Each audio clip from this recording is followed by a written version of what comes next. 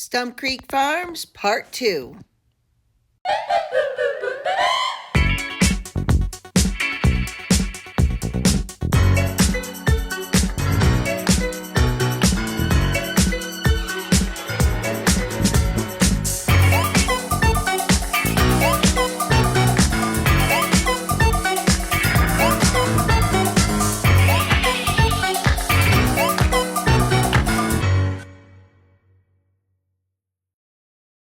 How many acres do you have? Our house sits on 2 acres, so what you see growing is about an acre, a little over an acre. Okay. And then we've got 2 acres down the road that we also plant any swamp down there as well. So, Brenna, what are these peppers? Yeah. So the first row that you're looking at, we got jalapenos right here. Ooh. Those are going to be our sweet bananas. Sorry. And then just past that is cayennes and gypsy peppers. Those must be hot. They sound like They're hot. not. They're actually sweet variety. Really? Okay. And then we've got poblanos and several rows of bell peppers. Okay. So you got some spice and you have some sweet and something Yes. in the middle. Yes, and we, a lot of people will say that you should not plant your hot peppers near your sweet peppers. That's only true if you're keeping them for multiple years. Which is what happened to the little ones. Right, which is Right. what happened to the bikinos. So nothing out here right now is going to cross-pollinate. Now, if I saved the seed from the sweet bananas to plant next year, there's a chance that I could get some hot bananas or some spicy sweet bananas instead, because maybe they cross-pollinated with a hot pepper. Okay. Cool. We have tomatoes here too, right? So Are these cherries, these are all of our cherry tomatoes. Okay. And this is actually a good example of what happens when an influx of rain happens. We've got, like half the plant survived, about half of them died. That also has to do with the disease resistance of the particular variety. Okay. And this row right here is the chocolate cherries. They're not nearly as disease resistant as the other varieties. Okay. But it's okay. Right. That's why we plant so many, That's right. so we never have to run out. That's right. That's good. Okay. I see you have a patch of marigolds. Yes. Why? Mostly, we wanted to do a small patch of cut flowers. And we also really like the marigolds.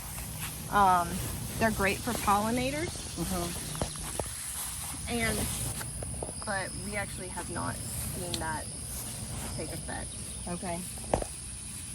I heard that. I heard that if you plant marigolds around the perimeter of your garden, so, I mean, you can't do that because your garden's so absolutely large, but Right. if you had a small garden and Yeah. you lined it with marigolds Yeah. around the outside, you might Yeah. have a little less pests.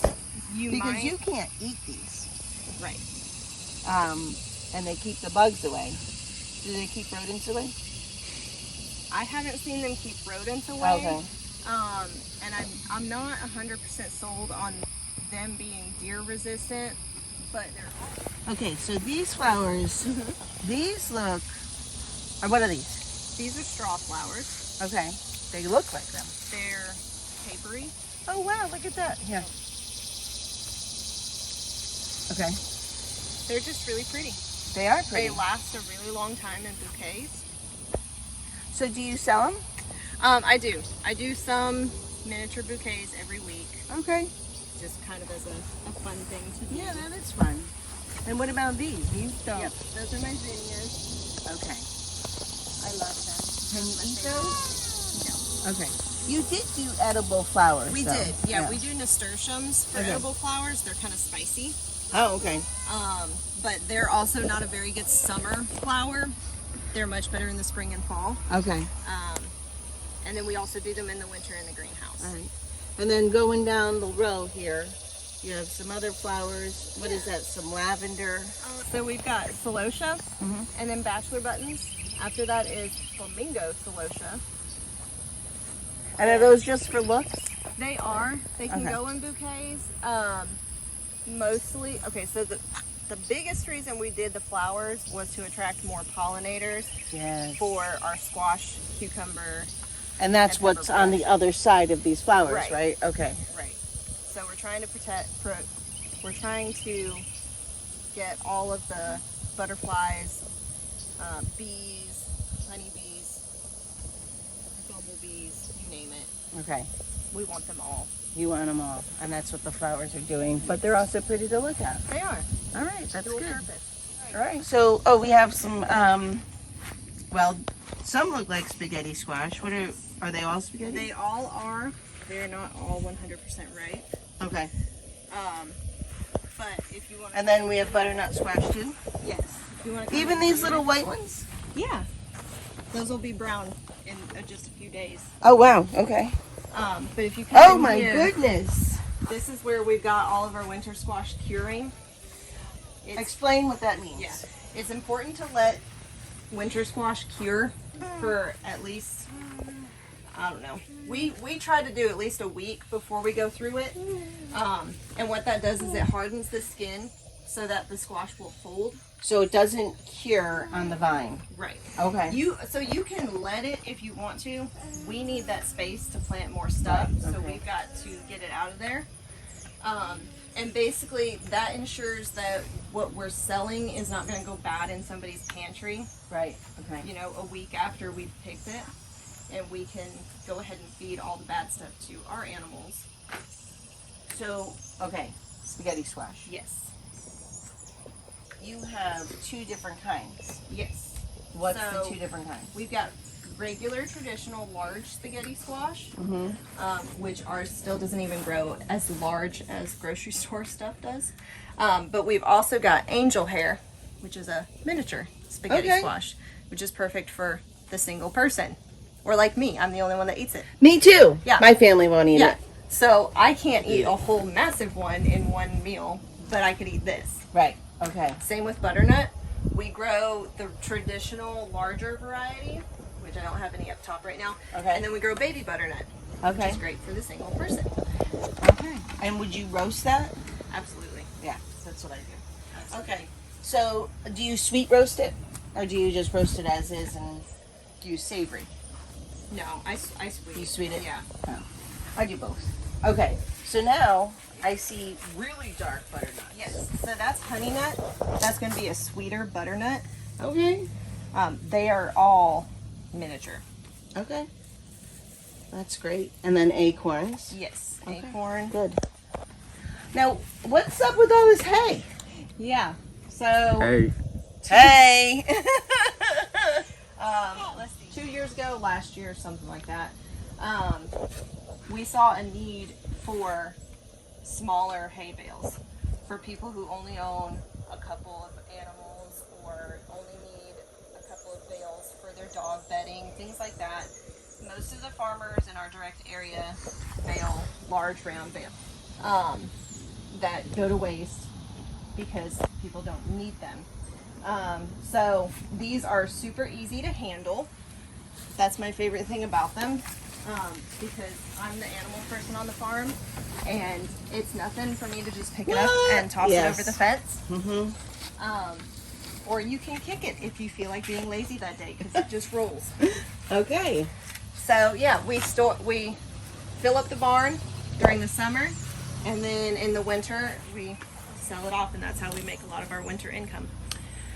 So, you have local farmers, you have private residential people, you have people like you that use it for whatever. Okay, where do you get all this stuff? Like, Yeah. I don't see a hay field in Yeah, there. so that's another bonus. We do own almost 40 acres that we bale ourselves, but we also luck out because we get a lot of local people who have fields that are too small, Okay. that farmers with big equipment don't want to cut because it's only 5 or so acres, and Right. they're not going to get very much hay off of that land, so they're not going to make very much money. But we come in and we can get a few hundred bales off of 5 acres of land, and then they don't have to pay somebody to bush hog their property. So that's a win-win for everybody. It is, and then it's you even can- better because it's unsprayed hay, because people aren't spraying their backyards. Nice. That's great. And what kind of material is it? Like what kind of, is it grass? Yeah. Is it, what is it? So it's typically mixed grass. The first cuts of the season is sometimes stuff that we planted, oats, wheat, barley, things like that. And that's going to be a more expensive hay. But after that stuff is gone, everything that comes up is just mixed grass hay. Okay, cool. That's great. Do you feel like it's been worth it? Yes. It's a lot of work. It is a lot of work. You guys never take a day off. Rarely. Yeah. Yeah, it's a lot of work. We love it though. We're able to stay home with our kids That's and great. raise them. And So you're home, but where's your husband? cutting hay. He's cutting hay. Okay. Because there's only certain days where you can do that. If there, no rain is coming in or whatever. Yep. So he's got like a little window. Yes. He Okay. needs a 3-day stretch of no window in order to put it on the ground, ted it, which is flipping it over, letting it dry, and baling it. Okay. So that's where he is today. Yes. Unfortunately, we didn't get to meet him, but we will. Yeah. We'll meet him. The last thing I want to ask you is, what is your favorite thing about farming, and what's your least favorite thing about farming? Okay. I put you on the spot. Yeah. All right. So we'll start. My least favorite thing is when it's a 95-degree day with 70% humidity and I don't have the choice to be inside that day. Usually it's because I have to pick stuff for market or I have to pick stuff for delivery, and it's a very set schedule. So I have to be outside. It sucks. I hate it. Yeah. But what I love about it is the fact that I don't have to work in an office anymore. I don't have to be yelled at for stuff that's not my fault. And I get to watch my kids grow up. I don't have to pay somebody else to raise them. Yeah. That's great. It's very rewarding. That's great. That's great. And do you have any advice for the little, family that wants to have a small garden with some fresh vegetables? What are the ones that are easiest to grow, the easiest to maintain, the easiest to harvest? What would your suggestion be? Like, I never had a garden before in my life. What would be the best way to start for a little family? So I would say first of all, just start. Whatever it looks like for you. For us, it actually originally started as a container garden. It failed miserably, but we learned a lot, and then also after the container garden, we started just as a 12 by 12 spot. Okay. And that was it. We grew what we could. My advice would be to buy plant starts. Yes. Don't bite off more than you can chew with trying to start seeds and then getting frustrated with when stuff doesn't germinate or when the pests take over. Buy plant starts. You can learn a lot from what varieties you like based off of that, especially if you get them from a local farmer, because those varieties are known to grow in the region. Okay. You're going to have better luck with those things. All right. Now, I hear mixed things about, now we're from South Carolina. Originally, you're from California. I'm from Connecticut. The dirt, the soil, the sand, whatever, is very different than the clay here in South Carolina. In Connecticut, it was the darker the soil, the better it was. Here, it's red and clay. Yep. Do you plant right into the clay? No. Okay. No. You're going to have a really hard time if you do that. Okay. You're always going to want to amend the soil.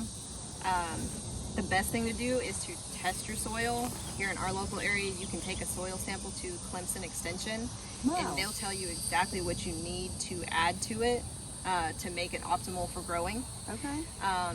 But a lot of what we do, so everything in this garden spot right behind us is grown in 100% organic compost. Okay.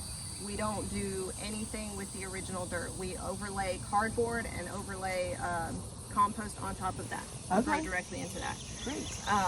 Aside from that, we usually add lime and phosphorus and chicken litter every year. Any kind of animal manure you can get is fantastic. Okay, so be friends with the animal farmers. Yeah, the horse farmers, the cow farmers, the chicken farmers, any of them. Right. Rabbit farmers, great. Okay, good. That's really good.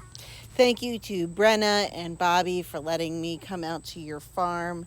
It was such a wealth of information. I had to cut it into 2 parts, but I really appreciate your time. If you want to find out any more, you can go to Stump Creek Farms on Facebook. I'll put the link below. Can't wait to get back into my kitchen and cook up some spaghetti squash and some of that really great butternut squash. See you in a bit.